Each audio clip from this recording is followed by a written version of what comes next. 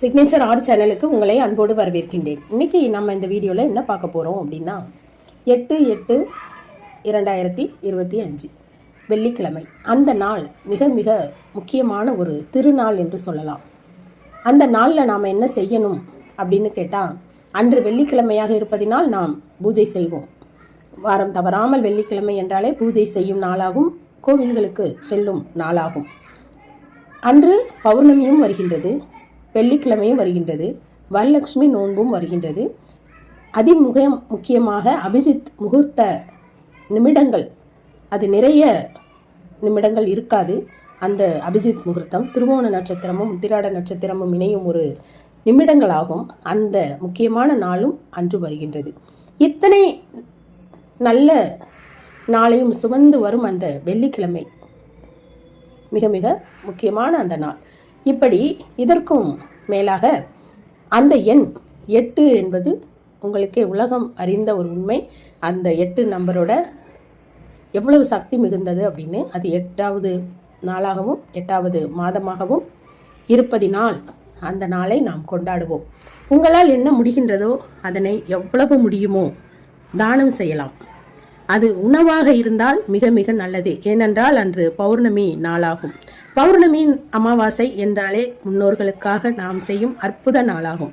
முன்னோர்களை தேடி தேடி நாம் தானம் வழங்க வேண்டும் என்றால் நீர்நிலைகளுக்கு வழங்க வேண்டும், விருட்சங்களுக்கு கொடுக்க வேண்டும், மனித உயிர்களுக்கு கொடுக்க வேண்டும், வாயில்லா ஜீவன்களுக்கு கொடுக்க வேண்டும்.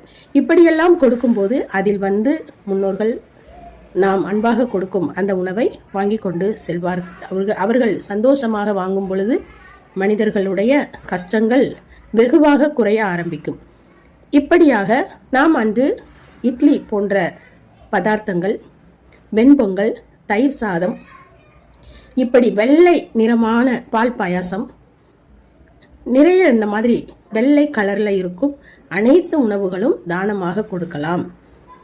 பௌர்ணமியாக இருப்பதினால், வெள்ளிக்கிழமை சுக்கிரன் நாளாக இருப்பதினால், இப்படி நிறைய விஷயங்கள் அதற்குள் அடக்கமாக இருப்பதினால் அந்த நாளில் நம்ம நிறைய தானங்கள் செய்யலாம். அதுவும் உணவு, வயிறார உணவு அந்த நாளில் செய்யும் பொழுது நிறைய நன்மைகள் கிடைக்கும். ஆலயங்களுக்கு செல்லும் பொழுது தாமரை பூவும் மல்லிகை, வெள்ளை நிறம் கொண்ட மணமான மலர்கள், வெள்ளை தாமரை, மற்ற கலர்களில் தாமரை கிடைத்தாலும் வாங்கி கொண்டு அர்ச்சனைக்கு கொடுக்கலாம். பால் வாங்கி கொடுக்கலாம், தயிர் வாங்கி கொடுக்கலாம். இப்படி பால் வீட்டில் நன்றாக காய்ச்சி ஏலக்காய் எல்லாம் சேர்த்து குங்குமப்பூ இந்த மாதிரி நல்ல சுவையான ஒரு பாலாக நிறைய பேருக்கு கொடுக்கலாம்.